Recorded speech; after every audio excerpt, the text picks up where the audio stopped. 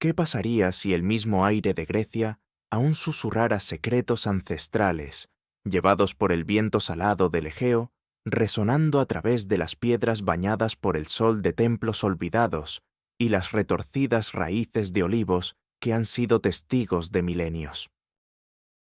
¿Qué pasaría si la tierra misma recordara las luchas titánicas de dioses primordiales, los gritos agonizantes de héroes malditos y las tragedias silenciosas e inéditas que dieron forma a un mundo, dejando cicatrices más profundas de lo que cualquier cincel podría tallar en el mármol? Bienvenidos a nuestro mundo, nuestras historias, donde desentrañamos los hilos del mito y la historia, difuminando las líneas entre lo que fue y lo que aún podría ser, invitándolos a adentrarse en un reino donde lo monstruoso es tangible, donde el destino es un maestro cruel y donde los ecos de la antigua desesperación aún resuenan con escalofriante claridad. Están listos para escuchar relatos no solo de gloria y triunfo, sino del profundo y desgarrador dolor y el terror cósmico que acechaba bajo la deslumbrante luz del Olimpo. Historias a menudo pasadas por alto, quizás demasiado inquietantes para las pulcras crónicas de dioses y hombres. Sientan el escalofrío que desciende mientras comenzamos nuestro viaje hacia los abismos más profundos de la existencia. Un lugar donde el cosmos mismo era todavía una entidad cruda e indómita, y el miedo aún no había encontrado un nombre, pues simplemente existía. De las profundidades abisales, del caos arremolinado y la oscuridad fértil que dio origen al mismísimo tejido de la realidad, surgió una criatura de tal magnitud aterradora, tal poder crudo e insondable, que incluso los recién coronados olímpicos temblaron en sus salones dorados. Imaginen, si quieren, la tierra gimiendo, un sonido gutural que vibraba a través del lecho rocoso, como si el planeta mismo estuviera sufriendo, convulsionando en los dolores de un nacimiento monstruoso. Este fue el nacimiento de la sombra de Tifón,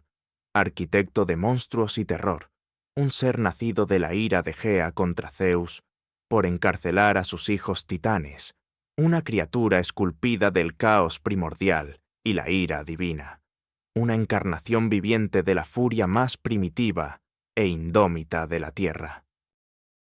Su forma era una pesadilla hecha sustancia, una criatura tan inmensa que su cabeza rozaba las estrellas, sus brazos, de 100 leguas de largo, podían rodear el mundo, su parte inferior del cuerpo una masa retorcida de serpientes enroscadas, cada escama del tamaño de un escudo, cada silbido un huracán. Sus ojos, 2 pozos de fuego fundido, abrasaban el aire mismo, y de sus innumerables bocas un coro de rugidos bestiales, aliento ígneo y salivazos venenosos, brotaba, contaminando todo lo que tocaba, convirtiendo paisajes verdes en páramos desolados. Cuando Tifón se agitaba, las montañas temblaban, los mares hervían, y las constelaciones mismas parecían atenuarse, como si incluso los cielos contuvieran la respiración, aterrorizados por el poder puro e indomable de este horror gargantuesco y ictónico, cuya sombra sola podía eclipsar el sol y sumir al mundo en una penumbra primordial.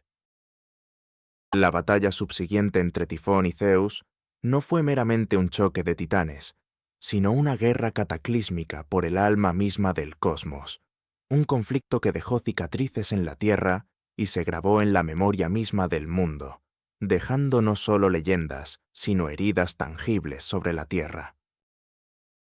Imaginen el cielo en llamas, no con el suave calor del sol, sino con los abrasadores rayos del relámpago de Zeus, cada rayo un golpe demoledor que hendía montañas y encendía océanos, golpeando las 100 cabezas de Tifón, cuyos rugidos de desafío rasgaron el firmamento, sacudiendo los cimientos mismos del Olimpo. El aire habría estado denso con el olor a ozono, tierra quemada, y el sabor metálico de la sangre divina, mientras Zeus, por un momento fugaz y aterrador, fue vencido, sus tendones cortados, su poder divino robado, dejando al rey de los dioses vulnerable, prisionero de esta monstruosa fuerza primordial. El mundo entonces se sumergió en un silencio desesperado, una quietud espantosa, rota solo por los bramidos triunfales de Tifón, su inmensa forma eclipsando el sol, proyectando un velo de terror sobre toda la creación. Fue un momento de desesperación absoluta, donde el orden naciente del cosmos tambaleó al borde de la aniquilación total, un vislumbre aterrador de un futuro donde el caos podría reinar para siempre. Sin embargo, con la astuta ayuda de Hermes y la fuerza desafiante de Pan, Zeus se recuperó, y la batalla se reanudó, una confrontación final y atronadora que vio a Tifón finalmente enterrado bajo el monte Etna, sus colosales luchas aún haciendo temblar la tierra, y al volcán arrojar ira ígnea, un testimonio permanente de la furia primordial que una vez amenazó con deshacer toda la creación, dejando la pregunta persistente: si tal criatura existió, ¿qué otros terrores aún duermen bajo nuestro frágil mundo?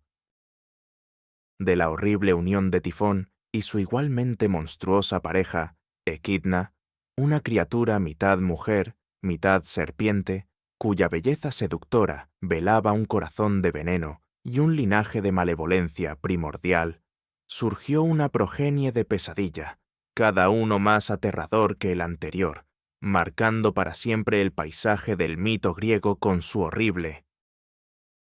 presencia y dejando un legado de terror que impregna el aire mismo de ruinas olvidadas y claros sombríos. Consideren la quimera, una bestia nacida de una fusión imposible, una cabeza de león rugiendo desafío, una cabeza de cabra escupiendo llamas abrasadoras y una cola de serpiente azotando con veneno, su cuerpo un mosaico grotesco de escamas, pelaje y músculo,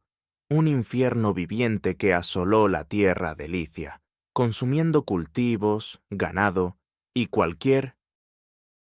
alma desafortunada atrapada en su camino ígneo. Imaginen el olor acre a carne quemada y tierra chamuscada que perpetuamente flotaba pesado en el aire por dondequiera que acechaba. Los rugidos aterradores que resonaban por los valles, prometiendo una muerte ardiente, y el pavor absoluto que atenazaba los corazones del pueblo licio, obligados a ofrecer a sus guerreros más valientes, sabiendo que su destino era ser incinerados o destrozados por esta abominación antinatural.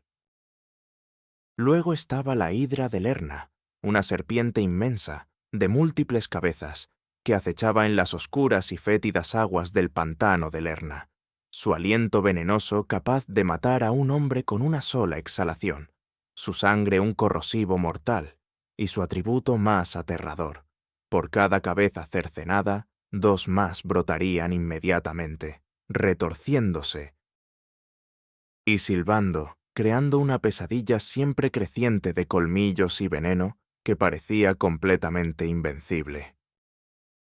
Imaginen el hedor pútrido del pantano, el constante y bajo silbido de sus múltiples cabezas, el brillo de ojos malévolos en el agua turbia, y la escalofriante comprensión de que cada acto de desafío contra ella solo la hacía más fuerte, más formidable, una encarnación viviente de un horror ineludible y multiplicador que puso a prueba la determinación incluso del poderoso Heracles. Y el linaje monstruoso continuó, extendiendo el terror por el mundo antiguo, cada hijo de Tifón y Equidna encarnando una faceta diferente del pavor primordial, sus historias tejidas en el tejido mismo del paisaje, dejando una persistente sensación de su terrible poder incluso hoy. Piensen en Cerbero, el perro de tres cabezas de Hades, cuya forma colosal y musculosa, erizada de colas serpentinas y una melena de víboras, custodiaba las puertas del inframundo, sus gruñidos un rugido profundo y resonante que sacudía los cimientos mismos de la tierra, haciéndose eco de la desesperación de innumerables almas atrapadas. Imaginen estar ante esas puertas, sintiendo la ráfaga de su aliento caliente y fétido en su rostro, viendo el brillo de una inteligencia fría y antigua en sus 6 ojos ardientes, y comprendiendo que su propósito no era meramente guardar, sino asegurar que ninguna alma viviente pudiera entrar y ninguna alma muerta pudiera escapar, convirtiéndolo en un símbolo perpetuo del destino ineludible y el confinamiento eterno. Su presencia impregnaba el aire mismo del umbral entre mundos, un recordatorio constante de la finalidad de la muerte. Luego estaba la enigmática y cruel esfinge de Tebas, una criatura con cuerpo de león, alas de águila y cabeza de mujer, posada en la cima de un peñasco desolado, su voz como el llamado inquietante de una sirena, pero sus palabras solo contenían la muerte. Atormentó la ciudad de Tebas con su acertijo inescrutable, devorando a cada viajero que no lograba responder, dejando un rastro de huesos y el sabor amargo del miedo y la impotencia en el aire, un velo constante sobre la ciudad, un testimonio del hecho de que el intelecto, cuando es retorcido por la malicia, puede ser tan destructivo como cualquier garra o llama. Su mismo silencio, roto solo por el viento lamentoso y el ocasional crujido de huesos, era un horror, un tormento psicológico que lentamente estrangulaba la vida de una población desesperada. Y su historia nos recuerda que no todos los monstruos son vencidos por la fuerza bruta. Algunos exigen un tipo diferente de heroísmo, un heroísmo de la mente. Mientras atravesamos los paisajes de Grecia, bañados por el sol, pero también acechados por las sombras, llegamos a un lugar donde el destino mismo parecía tejer una red enmarañada e ineludible, donde los pronunciamientos de los dioses, entregados a través de las veladas sacerdotisas de antiguos oráculos, no eran meras profecías sino decretos inexorables, arrastrando incluso a los más nobles héroes a un torbellino de tragedia y desesperación. Imaginen el aire de Delfos, sofocado por el polvo, denso con el aroma de hojas de laurel y humos sulfurosos que se elevaban de la tierra, el suelo mismo vibrando con energías invisibles, mientras la Pitia, sentada sobre su trípode, entraba en trance, su voz no la suya, sino un recipiente para los pronunciamientos a menudo crípticos, siempre escalofriantes de Apolo, palabras que tenían el poder de destrozar vidas y condenar generaciones. Esto nos lleva a los susurros del oráculo y los hilos de Edipo,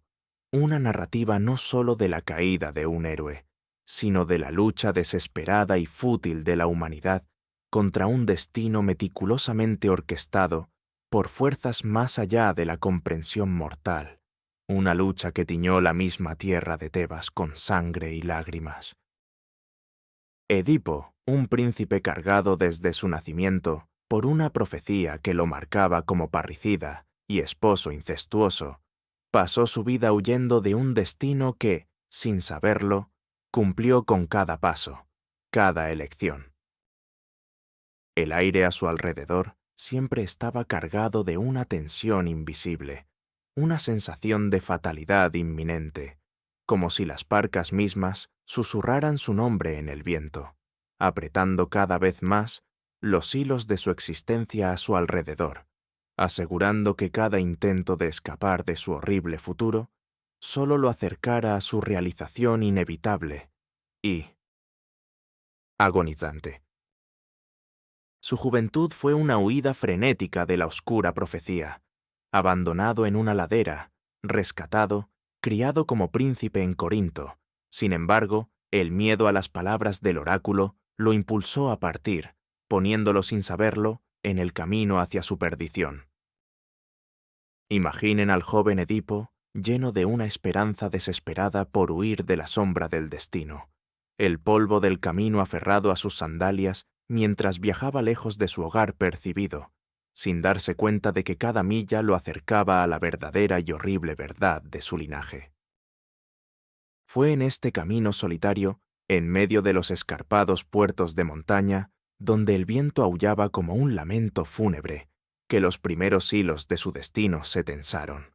Un encuentro con un anciano orgulloso e imperioso, y su séquito, una disputa trivial sobre el derecho de paso que escaló a una furiosa y sangrienta reyerta. El aire habría estado denso con el estruendo del bronce y los gruñidos de la lucha, los gritos de hombres moribundos, resonando en los acantilados rocosos, mientras Edipo, en un arrebato de rabia juvenil y defensa propia, mataba a todo el grupo, sin saber que entre los cuerpos sin vida esparcidos por el suelo polvoriento, yacía su propio padre, Indra, rey Layo de Tebas.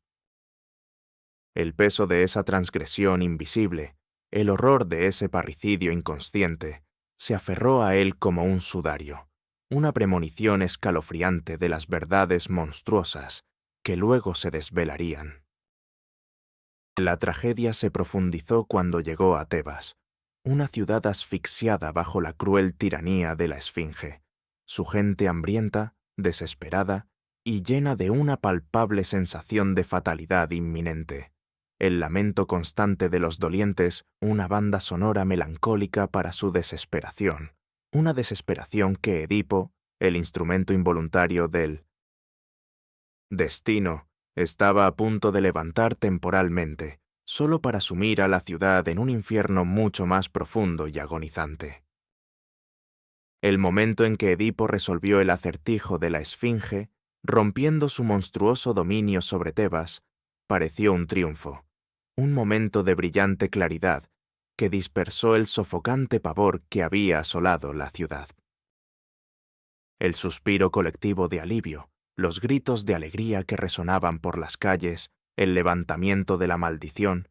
todo esto parecía anunciar una nueva edad de oro para la exhausta población, y como su salvador, Edipo fue aclamado como un héroe, ofreciéndosele el trono vacante y la mano de la reina viuda Yocasta. Imaginen las procesiones de celebración, el aroma a incienso quemado, las guirnaldas de flores, las risas y el alivio que llenaban el aire, un marcado contraste con la desesperación que tan recientemente los había atenazado. Sin embargo, bajo esta apariencia de alegría, los hilos siniestros del destino continuaron tejiéndose, apretándose cada día que pasaba. El mismo acto de su salvación fue su condena. Yocasta, la mujer con la que se casó y a quien amaba, era su propia madre, la misma mujer que había intentado frustrar la profecía abandonándolo de niño. Los años que siguieron fueron años de prosperidad, sí, pero también de una inquietud creciente y perturbadora, un miedo omnipresente e inexpresado de que los dioses aún pudieran exigir su debido. La tierra misma parecía contener la respiración, esperando. Y entonces llegó la plaga, una pestilencia tan virulenta, tan ineludible, que asfixió la vida de Tebas, dejando cadáveres putrefactos en las calles, un hedor nauseabundo a descomposición flotando pesado en el aire, los gritos de los moribundos, una sinfonía constante e inquietante. El sufrimiento de la ciudad fue una consecuencia directa de la transgresión impune, la unión incestuosa contaminando la tierra misma, y el oráculo de Delfos, una vez más, entregó su escalofriante pronunciamiento. La plaga solo se levantaría cuando el asesino de Layo fuera encontrado y expulsado de la tierra. El agonizante desentrañamiento de la verdad, revelado a través de una serie de investigaciones desesperadas, y la renuente confesión de un pastor, fue un lento y tortuoso descenso hacia la locura y la desesperación, una escena desarrollada con el telón de fondo de una ciudad asolada por la plaga donde la esperanza hacía tiempo que se había marchitado. Imaginen el creciente pavor de Edipo, el horror que amanecía en sus ojos a medida que cada pieza del rompecabezas se encajaba, las frenéticas negaciones cediendo a una certeza escalofriante e innegable. El aire en el palacio real se habría vuelto denso con un terror tácito, el silencio solo puntuado por sus jadeos entrecortados y las súplicas desesperadas de Yocasta para que cesara su implacable búsqueda de la verdad, su propia mente ya reconstruyendo la terrible realidad que había suprimido durante mucho tiempo. El momento de la revelación, cuando el horror inefable de su parricidio e incesto se abatió sobre él, no fue una explosión repentina de dolor, sino una profunda implosión que destrozó el alma, un colapso de la identidad y la realidad misma. El mundo a su alrededor habría parecido girar, los colores difuminándose, los sonidos desvaneciéndose, mientras el peso de sus transgresiones involuntarias lo aplastaba. Yocasta, incapaz de soportar la monstruosa revelación, la violación de la ley natural, se quitó la vida, su acto final y silencioso de desesperación, dejando una mancha indeleble en el palacio. Y Edipo, impulsado por un autodesprecio insoportable y una necesidad desesperada de cegarse a la horrible realidad, tomó los broches dorados de su vestido y los hundió en sus propios ojos, extinguiendo su vista, eligiendo la oscuridad eterna sobre la visión insoportable de sus propios actos monstruosos. Los gritos que le desgarraron la garganta no fueron meramente agonía física, sino el grito crudo y sin filtros de un alma completamente rota, reverberando a través de los antaño orgullosos salones, un testimonio del poder devastador de un destino ineludible y divinamente ordenado, dejando un eco persistente de su sufrimiento que aún se aferra a las mismas piedras de Tebas, una ciudad para siempre maldita por su tragedia. El legado de la tragedia inédita de Edipo no terminó con su autocegamiento y exilio. Permeó el tejido mismo de la casa real tebana, retorciendo los destinos de sus hijos en una horrible continuación de la maldición familiar, una saga de guerra fratricida y profunda desesperación que amplificó el horror inicial. Imaginen al rey ciego y errante, guiado por su devota hija Antígona, el polvo de caminos interminables, aferrándose a sus túnicas harapientas, su voz un susurro ronco, mientras relataba sus penas, un monumento viviente al sufrimiento humano, su misma presencia un presagio de mala fortuna para cualquier tierra que tocara. Su maldición persistió, un peso palpable sobre sus hijos, Eteocles y Polinices, quienes, en lugar de compartir el poder, sumieron a Tebas en una brutal guerra civil conocida como los 7 contra Tebas. El aire habría estado denso con el hedor a sangre y miedo, mientras hermano luchaba contra hermano, sus ejércitos chocando en las 7 puertas de la ciudad, los gritos de batalla mezclándose con las súplicas desesperadas de los no combatientes, la tierra empapándose de la sangre de innumerables guerreros, un testimonio del odio amargo, inquebrantable que había consumido la línea real. Incluso después de sus muertes mutuas y profetizadas, cada hermano matando al otro en un cumplimiento grotesco de la perdición de la familia, la tragedia se profundizó con el acto desafiante de Antígona. En un paisaje de leyes estrictas e inflexibles y el olor omnipresente a muerte, ella eligió honrar a su hermano caído, Polinices, a pesar del decreto real que prohibía su entierro, valorando la ley divina y la lealtad familiar por encima de los pronunciamientos arbitrarios del hombre. Su tranquila valentía, su solitario acto de desafío frente al poder absoluto, terminó en su propia muerte trágica, sepultada viva, su último aliento un testimonio del profundo e inflexible dominio de la maldición tebana. La historia de Edipo y sus descendientes sigue siendo un recordatorio crudo y escalofriante de que algunas maldiciones, una vez puestas en marcha, poseen un impulso imparable, arrastrando a generaciones a su oscura corriente, dejando solo ecos de tristeza y la pregunta inquietante: ¿puede la humanidad escapar verdaderamente de los sombríos hilos del destino, o estamos para siempre atados por las tragedias inéditas de nuestros ancestros? Dirijamos ahora nuestra mirada a las llanuras de Argos, bañadas por el sol, pero empapadas de sangre, a las escalofriantes crónicas de una casa real inmersa en la traición, la venganza y una maldición tan antigua y potente que su sombra se extendió por generaciones, engullendo a reyes, reinas y a sus inocentes descendientes en un ciclo implacable de horror. Esta es la historia de los ecos de Argos, la casa maldita de Atreo, un linaje cuyo nombre mismo se convirtió en sinónimo de sufrimiento inimaginable y del oscuro e ineludible dominio de la retribución divina. Las raíces de esta maldición se hundieron profundamente en el suelo primordial de la Ibris de Tántalo, un rey tan arrogante, tan convencido de su propia divinidad, que se atrevió a poner a prueba la omnisciencia de los dioses, sirviéndoles la carne desmembrada de su propio hijo, Pélope, en un banquete. Imaginen el opulento salón de banquetes, las sedas brillantes, el resplandor del oro, todo enmascarando el horror inefable del plato presentado, el aire denso con el aroma de comidas ricas, sutilmente contaminado por el sabor metálico de algo profunda y terriblemente equivocado.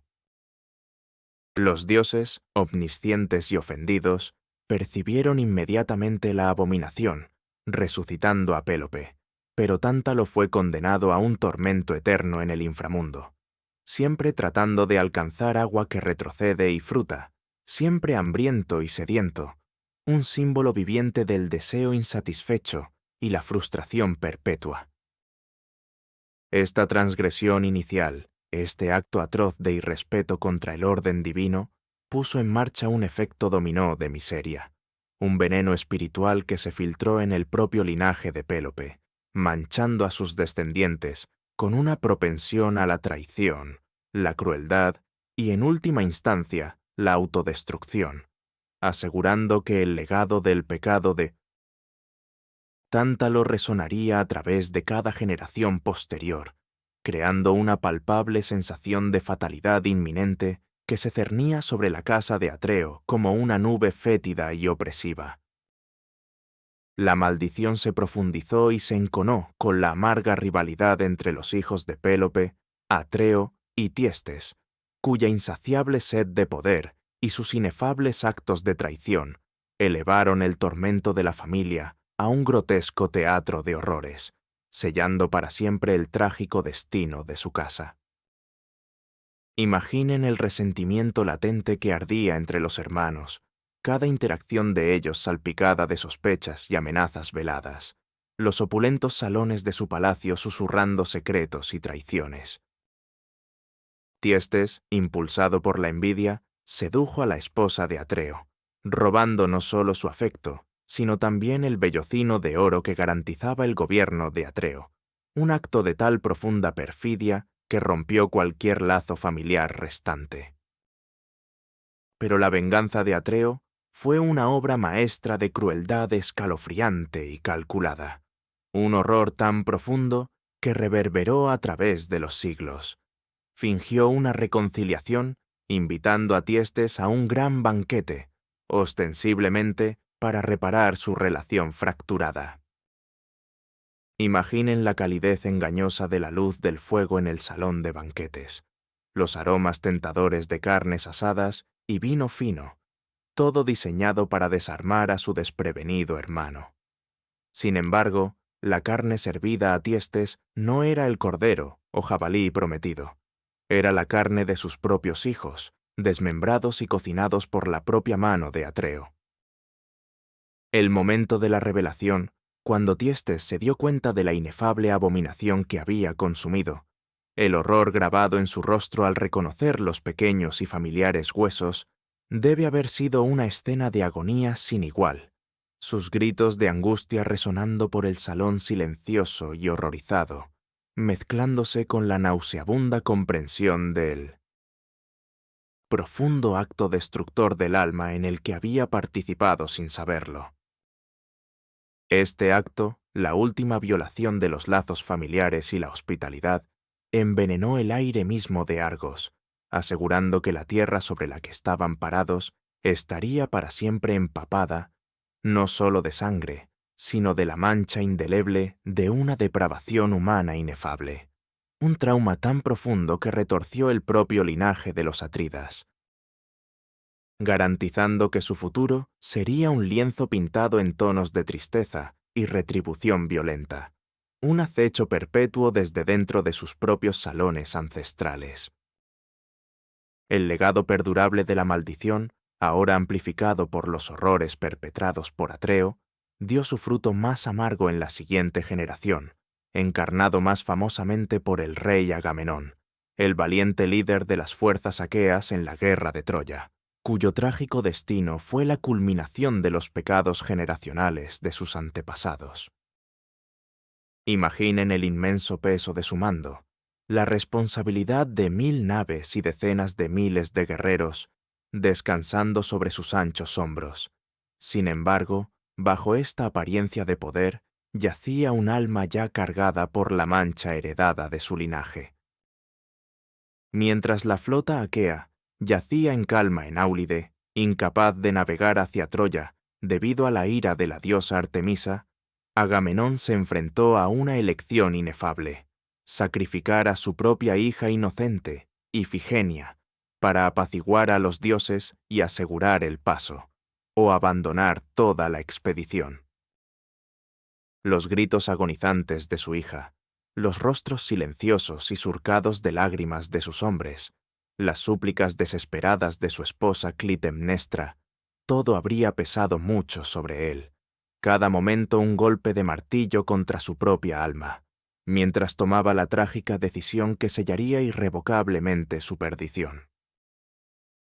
El olor a sangre de sacrificio, el humo ascendente de la pira, el escalofriante silencio después del último aliento de Ifigenia, todo dejó una marca indeleble en el corazón de Clitemnestra, transformando su amor en un odio ardiente y vengativo que se enconó durante la larga y ardua década de la guerra de Troya. Al triunfal regreso de Agamenón de Troya, un héroe cubierto de gloria pero ajeno a la guerra más profunda y mucho más insidiosa que se gestaba dentro de su propio palacio, caminó sin saberlo hacia una trampa meticulosamente elaborada por Clitemnestra y su amante, Ejasto, el hijo superviviente de Tiestes, quien buscaba venganza por sus hermanos y padre masacrados. Imaginen la calidez engañosa de la celebración de bienvenida, el clamor alegre de las multitudes, el rico aroma del festín, todo enmascarando la fría y calculadora malicia que lo esperaba dentro de los muros del palacio. El aire dentro del palacio se habría sentido pesado, cargado de una amenaza invisible, las sombras alargándose mientras Agamenón entraba en su baño, vulnerable y desprevenido.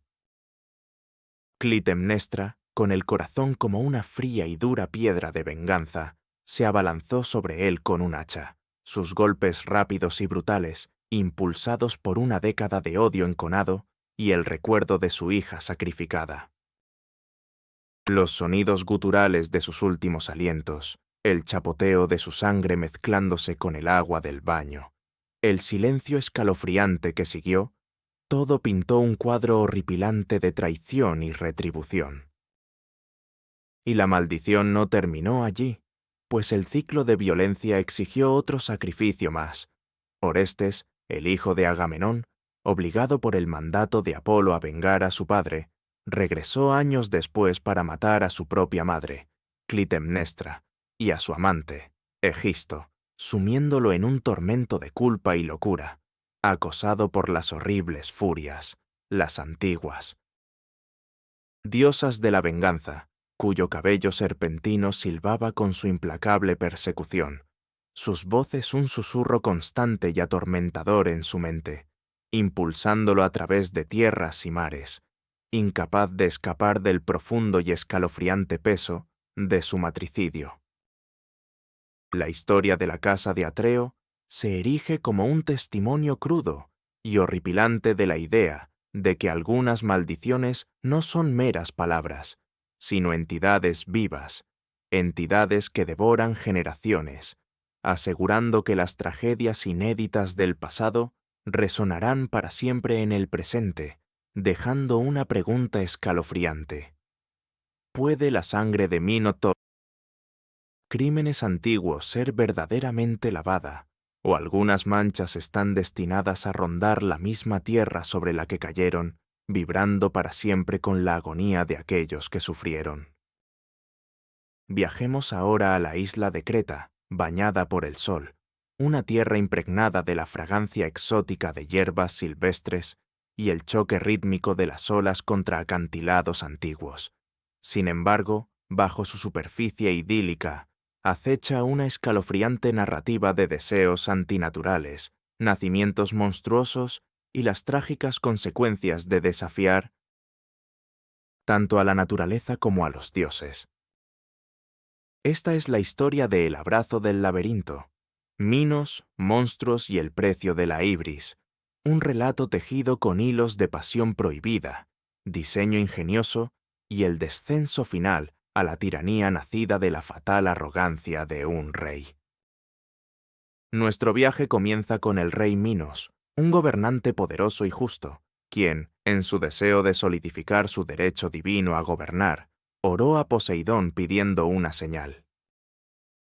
El dios, en una demostración de su inmenso poder, envió un magnífico toro blanco como la nieve, una criatura de belleza impresionante e inmensa estatura, emergiendo del mar espumoso, su piel brillando como marfil pulido bajo el sol mediterráneo, sus ojos profundos, pozos de sabiduría antigua.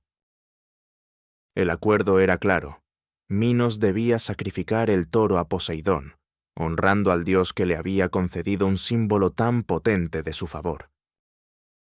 Imaginen el reverente asombro de los isleños, mientras esta majestuosa bestia pisaba sus costas, sus pezuñas dejando huellas en la arena húmeda, su aliento humeando en el fresco aire matutino, una manifestación tangible del poder divino. Pero Minos, cegado por la ibris y la belleza inigualable del toro, no pudo sacrificarse a una criatura tan magnífica. En cambio, lo conservó, sustituyendo un toro menor para el sacrificio, creyendo que podía engañar a los dioses y retener tanto su poder como su premio. Este único acto de desafío, esta traición casual de un juramento sagrado, desató un torrente de ira divina que mancharía para siempre a su familia y a su reino, resonando a través de los intrincados pasajes de una prisión monstruosa y los gritos silenciosos de jóvenes inocentes. Poseidón, insultado por la arrogancia y el engaño de Minos, ejecutó una venganza cruel y antinatural, no directamente sobre el rey, sino sobre su familia, retorciendo el tejido mismo de la naturaleza para castigar su ibris de una manera mucho más insidiosa y horrible que cualquier asalto directo. El dios infligió a la reina de Minos, Pasífae, un deseo abrumador y consumidor por el magnífico toro blanco, una lujuria tan perversa y poderosa que la llevó a la locura, transformando su propio ser en un recipiente para una pasión impía y bestial. Imaginen a la reina, antes digna y regia, ahora consumida por esta obsesión tormentosa y antinatural, sus ojos salvajes, su cuerpo inquieto, el aire a su alrededor denso con el peso opresivo de sus deseos prohibidos, una palpable sensación de vergüenza y horror emanando de su propio ser. En su estado desesperado y trastornado, buscó la ayuda de Dédalo, el astuto y brillante arquitecto e inventor ateniense, exiliado en Creta, un hombre cuyo genio no conocía límites, pero cuya brújula moral a menudo se doblegaba a la voluntad de sus mecenas. Imaginen a Dédalo, un hombre de intelecto profundo y practicidad inquietante, enfrentado a la desesperada y vergonzosa petición de la reina, el dilema ético pesando fuertemente sobre él, pero finalmente sucumbiendo al atractivo de un desafío y al miedo a la ira de Minos. Él construyó para Pasífae una vaca de madera hueca, tan perfectamente elaborada y realista que engañó incluso al toro divino. Imaginen los detalles intrincados, la piel simulada, los ojos realistas, un testimonio de la artesanía inigualable de Dédalo, pero también un escalofriante símbolo de perversión antinatural. Dentro de este artificio, Pasífae se ocultó, y de esta unión monstruosa, nacida de la ira divina y la transgresión humana, surgió el Minotauro, una criatura mitad hombre, mitad toro, una encarnación viviente del voto roto del rey y la lujuria antinatural de la reina. Su nacimiento fue un espectáculo aterrador, un rugido gutural desde lo más profundo de su garganta, el fuerte golpe de sus pezuñas, el crudo olor a sangre y terror naciente llenando el palacio, una abominación que solidificó para siempre la maldición sobre la casa de Minos, demostrando que incluso el acto más sutil de desafío contra los dioses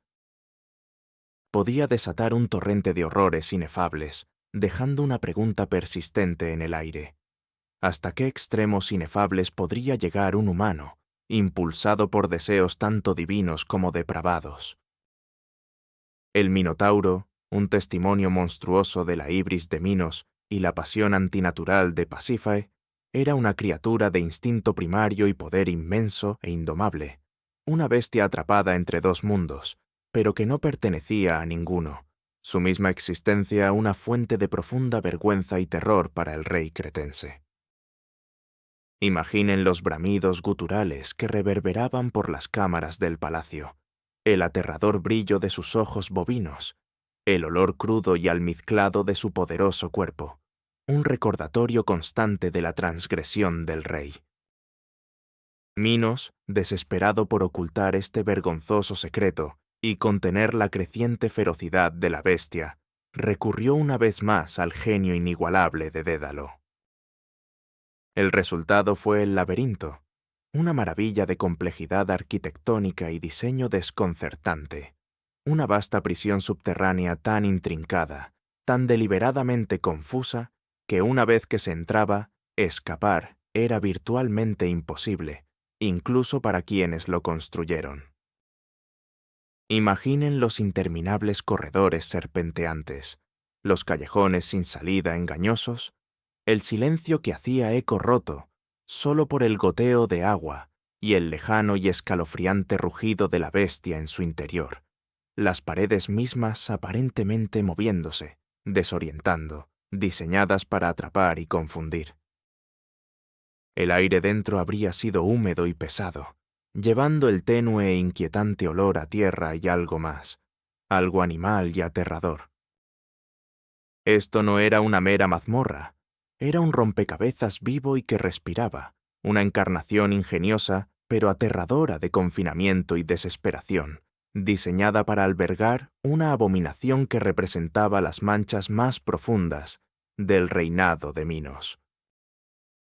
Sin embargo, la existencia del Minotauro no era meramente una vergüenza pasiva. Exigía un precio espantoso, un escalofriante tributo impuesto a Atenas como consecuencia de otro trágico conflicto con Minos, cimentando el papel del laberinto como un lugar de terror ritualístico.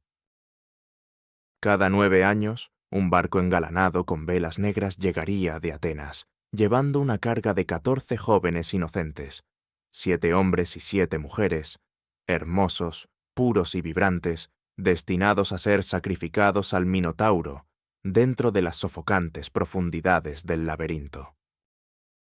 Imaginen el escalofrío colectivo que recorrería a la población ateniense cada vez que se avistaban las velas negras, los gritos desconsolados de los padres, las despedidas desesperadas en los muelles, el sabor amargo de la impotencia que llenaba el aire. Estos jóvenes, desconcertados y aterrorizados, eran conducidos a la fauce del laberinto, sus pasos resonando en la fría piedra, sus voces inocentes tragadas por el silencio opresivo, sus últimos momentos llenos de la horrible comprensión de que eran meramente sustento para una bestia nacida de la locura de un rey. El laberinto se convirtió en una tumba de esperanzas y sueños juveniles, un lugar donde el miedo primario a ser cazado, a estar completamente perdido, se mezclaba con la desesperación de saber que su destino estaba sellado.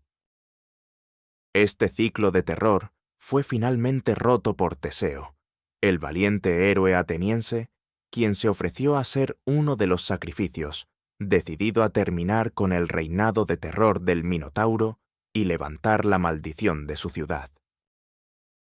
Su viaje al laberinto, guiado por el hilo de Ariadna, fue un descenso a un infierno psicológico y físico, una confrontación no solo con un monstruo, sino con la esencia misma del miedo y el peso opresivo de la desesperación de una ciudad. Imaginen la oscuridad opresiva del laberinto, rota solo por la luz parpadeante de una sola antorcha, el silencio inquietante puntuado por el distante y pesado golpe de las pezuñas del Minotauro, que se acercaba, más fuerte, despertando un miedo primario en el estómago de Teseo. El aire estaría denso con el olor a tierra húmeda, descomposición y el sabor metálico de sangre seca, un sombrío recordatorio de los sacrificios que lo habían precedido. El Minotauro mismo no era meramente una bestia, sino un símbolo de los aspectos indómitos y monstruosos de la naturaleza humana, una consecuencia del poder descontrolado y el deseo corrompido. La batalla en el corazón del laberinto fue una lucha brutal y claustrofóbica, librada en la oscuridad opresiva, los ecos de sus gruñidos y rugidos reverberando a través de los pasajes de piedra, hasta que Teseo, guiado por el coraje y la esperanza de un pueblo, finalmente asestó el golpe fatal, poniendo fin a la trágica existencia del Minotauro y rompiendo el espantoso ciclo de sacrificio. Sin embargo, incluso en el triunfo, la tragedia perduró. Teseo, en su prisa u olvido, no cambió las velas negras de su barco a blancas, señalando su éxito a su padre que esperaba, Egeo, quien, al ver las velas negras, se lanzó al mar desesperado, dando al mar Egeo su nombre y marcando el final de una tragedia con el comienzo de otra, un crudo recordatorio de que incluso los actos más heroicos pueden llevar las semillas de consecuencias imprevistas y desgarradoras, dejando un eco inquietante de tristeza sobre las mismas aguas que rodean Grecia. Mientras nuestro viaje a través de estas antiguas crónicas llega a su fin, se asienta una pesada calma, una quietud rota solo por el murmullo del viento a través de la hierba seca, llevando consigo los susurros tenues, casi imperceptibles, de eras pasadas, de gritos largamente silenciados y de destinos irrevocablemente sellados. ¿Han sentido el peso de estas historias? El sutil escalofrío que impregna el aire al contemplar los horrores primordiales de Tifón, o la desesperación asfixiante del destino ineludible de Edipo, o el sabor amargo de la traición y la venganza que se aferró a la casa de Atreo, o el pavor claustrofóbico del laberinto y las trágicas consecuencias de ¿desafiar lo divino? Quizás hayan comenzado a percibir cuán profundamente estas antiguas narrativas, nacidas del suelo fértil del miedo, el asombro y la lucha de la humanidad contra lo inexplicable, continúan dando forma no solo al paisaje de Grecia, sino a las profundidades mismas de nuestro inconsciente colectivo. Estas no son meramente historias para dormir o textos académicos polvorientos. Son testimonios vivientes de las tragedias inéditas de un mundo donde los dioses caminaban entre mortales, donde los monstruos no estaban relegados al reino de la fantasía, sino que eran terriblemente reales, y donde la línea entre el orden cósmico y el caos absoluto era tan delgada como un hilo, fácilmente roto por la ibris, el deseo prohibido o la fría e indiferente mano del destino. Cada olivo retorcido parece recordar un grito olvidado. Cada antiguo muro de piedra parece zumbar con la energía residual de luchas titánicas. Cada ola que rompe contra la orilla hace eco del lamento fúnebre de un héroe maldito. El aire mismo, denso con el aroma de tomillo y sal, lleva el polvo invisible de incontables batallas, traiciones y desamores, recordándonos que el pasado nunca es verdaderamente pasado. Imaginen, por un momento fugaz, que estas sombras del mito no están confinadas a las páginas de antiguos pergaminos, sino que aún persisten en los valles profundos, en las nieblas arremolinadas sobre las montañas sagradas, o en las profundidades silenciosas bajo el mar azul. ¿Qué pasaría si, en una noche sin luna, escucharan un rugido distante y gutural que vibrara a través de la tierra, un sonido demasiado profundo, demasiado antiguo para ser cualquier bestia conocida? ¿Qué pasaría si, en un momento de profunda desesperación, sintieran el sutil y escalofriante toque de hilos invisibles, tirando de su propia vida, guiándolos hacia un final desconocido e ineludible? ¿Qué pasaría si, en las profundidades de un sueño, probaran la amarga esencia de la traición o sintieran el fuego consumidor de un odio que trasciende generaciones? Estas leyendas, estas tragedias inéditas, no son solo cuentos de advertencia, son una profunda invitación a considerar el delgado velo que separa nuestra realidad percibida de una existencia más profunda y misteriosa. Un mundo donde los ecos de antiguas penas aún reverberan con un poder inquietante, esperando ser escuchados por aquellos lo suficientemente valientes como para escuchar. Y quizás, oculta dentro de estas crónicas de hechicería, profecía y sufrimiento inimaginable, yace una verdad mucho más inquietante que cualquier ficción, una verdad que nos recuerda que lo monstruoso, lo maldito y lo trágico nunca son verdaderamente desterrados, sino que simplemente duermen, esperando el momento adecuado, o al oyente adecuado, para despertar una vez más.